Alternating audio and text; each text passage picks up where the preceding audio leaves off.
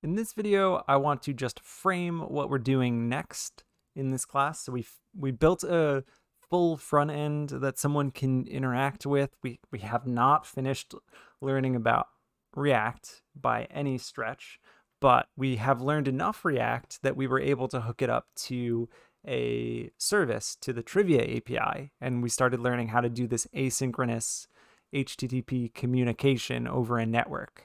And what we're digging into next is the database component of our application architecture. So a database is a structured collection of data, and you often have database management software that allows you to interact with that data. So allows you to put some new data in there, make queries against that data to ask for a specific user or a specific piece of information that's in there. And databases exist in all sorts of different forms.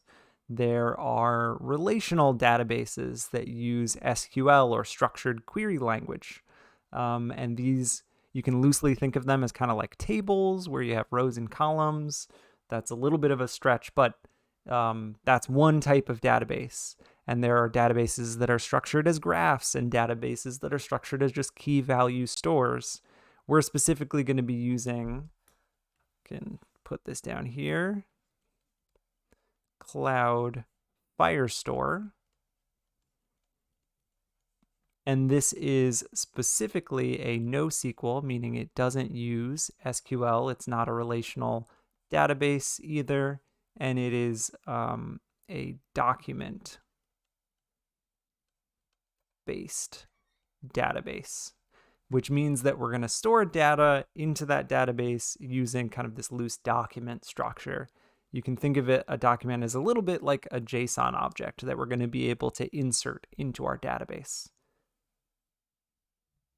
So there's a lot of stuff to cover with databases, and actually I am going to provide a video for you to check out that is from the Firestore folks that is actually a really excellent introduction to just thinking about Cloud Firestore and how is this information that I put down here, that if you haven't worked with databases, maybe it doesn't mean anything, how does this change how we think about working with Cloud Firestore versus other databases?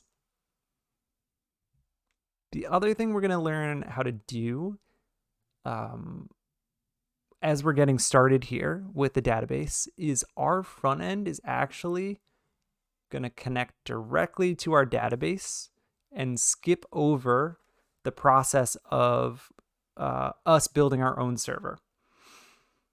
One of the really nice things about Cloud Firestore is that it allows us to do this shortcutting because they're basically providing us a way to secure our connection to our database and make secure changes to that database and reads to that database using their authentication services as well.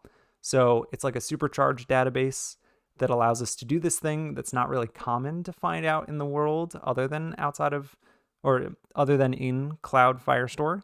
And then eventually what we'll be able to do is kind of backtrack and get rid of this front end directly to the database, and we will build a server, or we'll build some cloud functions that will allow our front end to talk to a back end that talks to a database in more of a traditional architecture.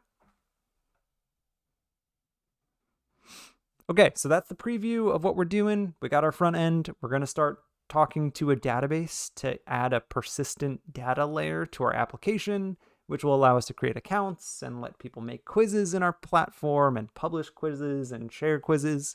So we're going to amp up the complexity of what we're able to build by learning about Cloud Firestore.